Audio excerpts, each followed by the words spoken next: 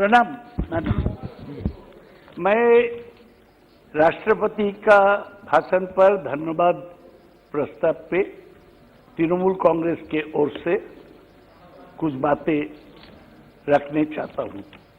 मैं हमारे जो 10 ठो 22 से 31 तक हमारे जो अमेंडमेंट्स है, मैं उनको समर्थन करता हूं।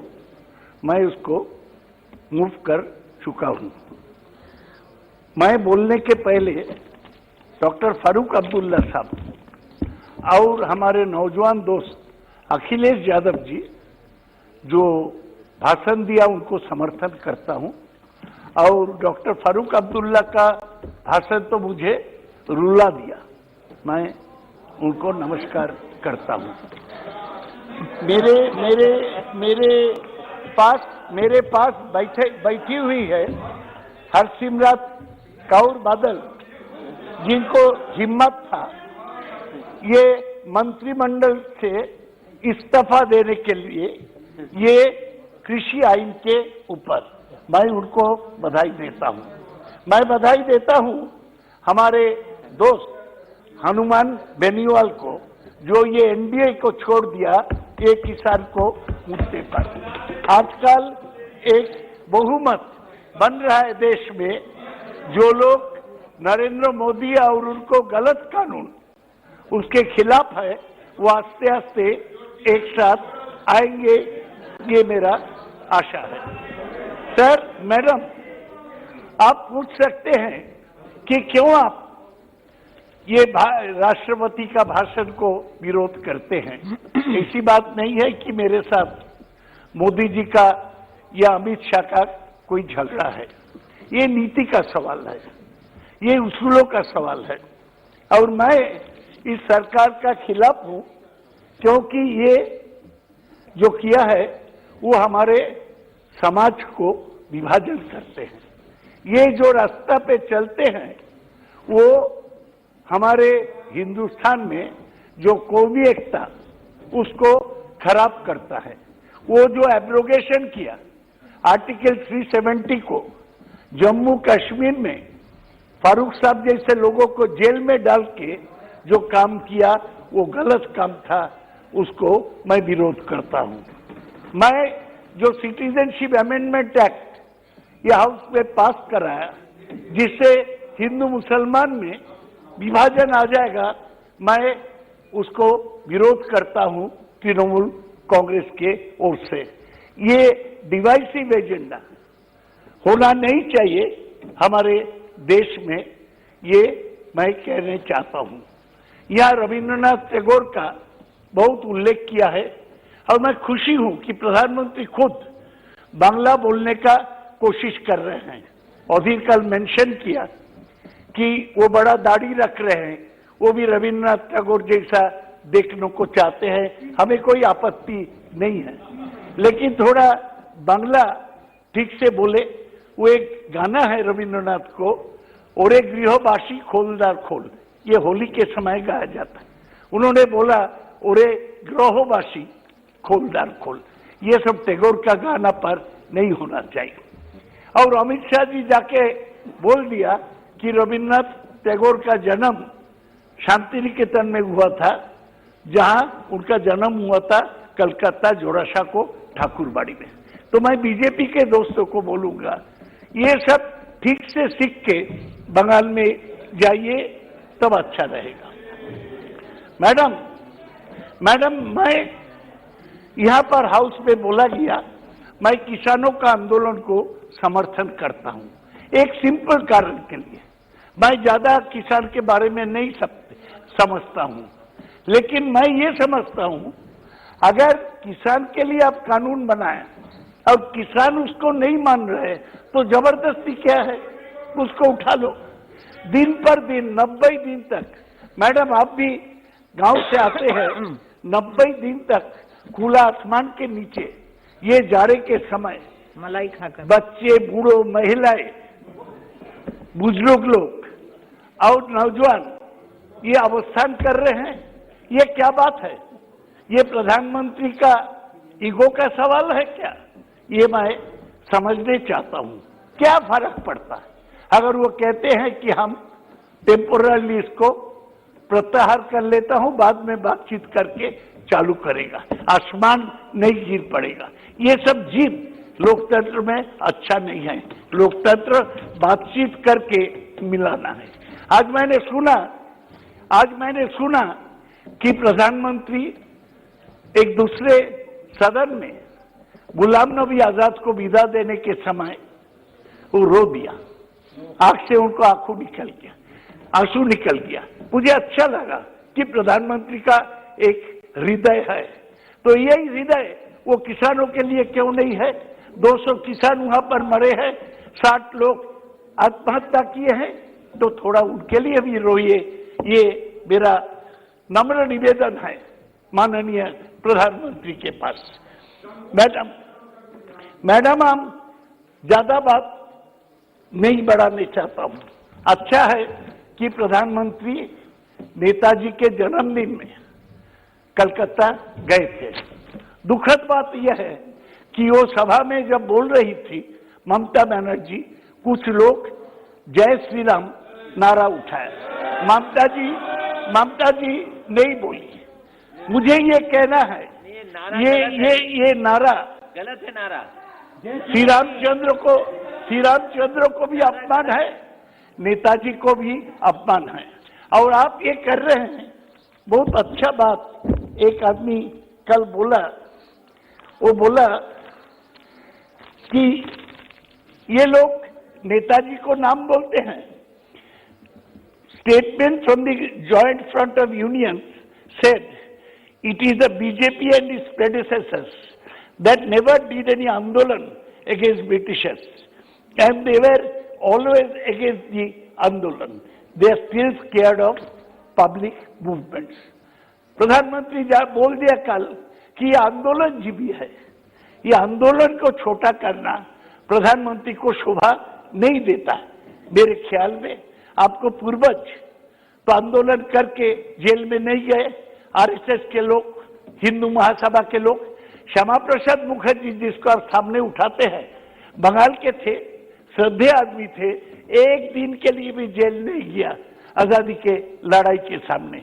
जो जवाहरलाल नेहरू को ये लोग चर्चा करते हैं वो 9 साल जेल में थे। फर्क होता है। देश का नेता ऐसे नहीं बनते हैं, और बीजेपी का वो पृष्ठभूमि नहीं है जिसको लेके वो ये लड़ाई कर सके। मैडम, मैं आपसे बोलना चाहता हूं, 200 लोग पंजाब में किसान आंदोलन में, ये दिल्ली में किसान आंदोलन में मर गए, और प्रधानमंत्री बोलते हैं ये आंदोलन जीवी।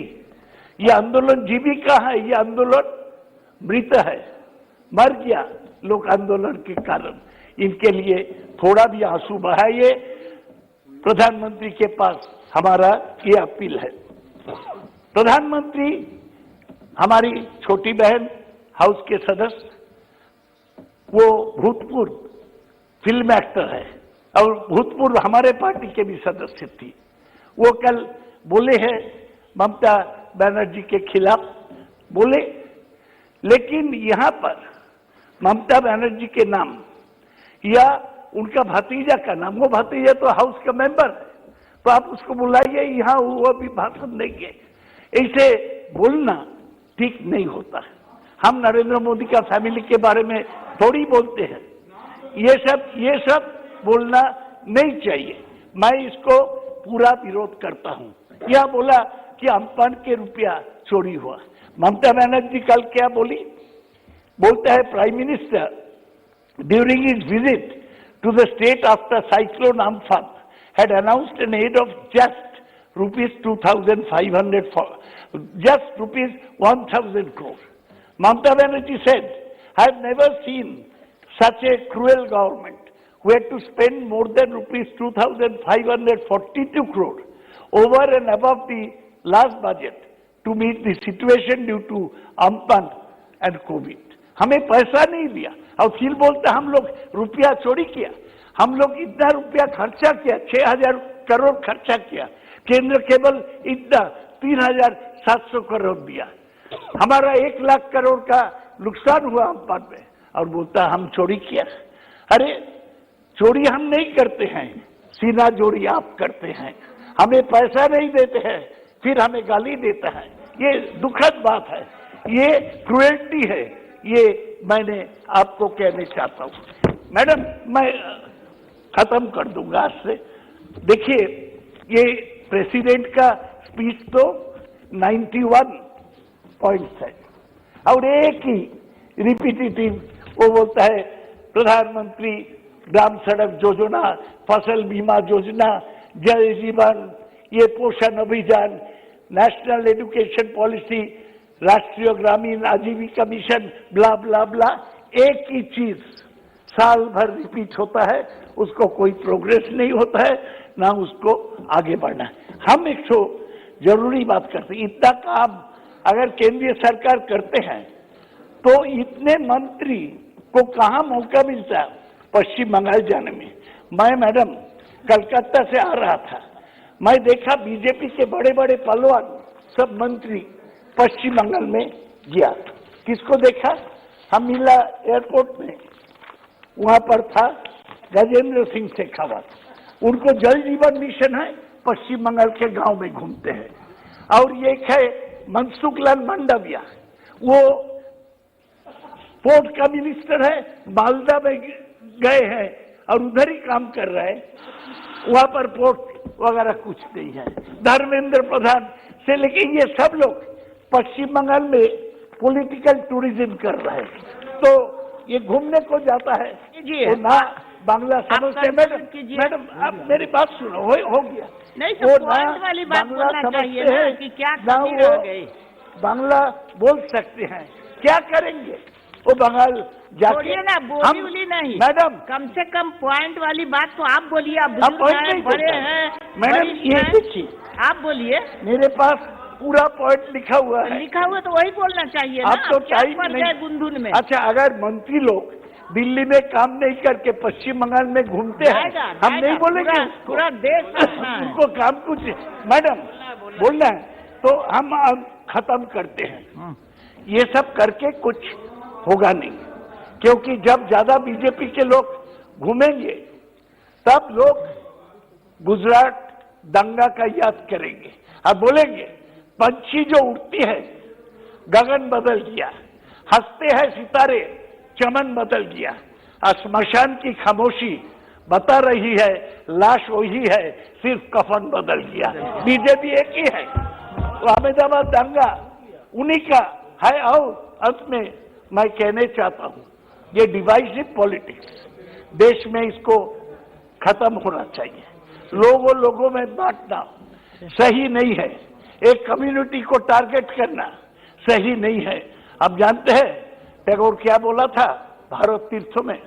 एसो है आर्य, एसो अनार्य, हिंदू मुसलमान, एसो एसो आज तुमी इंग्राज, एसो एसो খ্রিস্টান, एसो ब्राह्मण, सूची करिमन, भरो हाथ सबाकार, एसो हे पतित हो अपनीत, सब अपमान भार, मार अभिषेके एसो एसो तरा, मंगलगढ़ হয়নি তো ভরা, সবার পরশে পবিত্র করা तीर्थ नीरे, यही भारतेर महामानवेर सागर तीरे। ये भारत को मैं सलाम करता हूँ, नमन करता हूँ। नेहरू और अंत में मैं बोलता हूँ कि आप लोग बहुत दौड़ते हैं बंगाल में, लेकिन बंगाल के लोग एक कविता बोलते हैं, जो तो ही करो फटाफटी नौबन्ने फिर हवाई चोटी। मतलब जितना तुम करो 99 में वो हवाई चोटी पहनी हुई ममता पहुंचेगी और 10 साल रहेगी। 10 साल बाद आपके साथ पश्चिम बंगाल का चर्चा करेंगे। आप वहां जाके आपको आप कंक्लूड कीजिए। ये पॉलिटिकल टूरिज्म आपको निवास आंसू पसीना मत बहाइए, कोई फायदा नहीं। और आप बाहर से नहीं जाके ये लड़ाई हो जाएगा बंगाली बनाम बाहरी को, ये बाहरी नहीं रहेगा। गुजरात से बंगाल को आप शासन नहीं कर सकते हैं। हम बंगाल